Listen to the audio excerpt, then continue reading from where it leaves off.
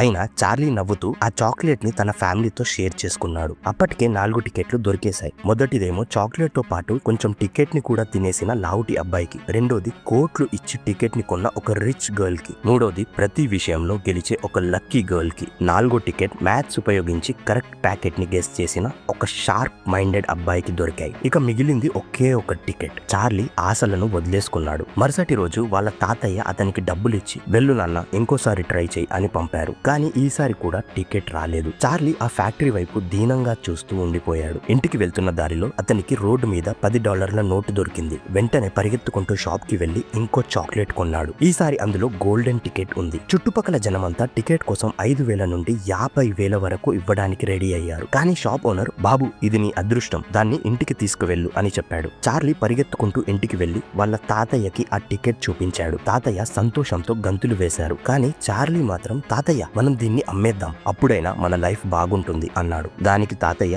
అదృష్టం రోజు తలుపులు తట్టదు నాన్న, నీ కల నెరవేరిందని చెప్పారు. మరుసటి రోజు 5 పిల్లలు వాళ్ళ పేరెంట్స్ తో కలిసి ఫ్యాక్టరీకి చేరుకున్నారు.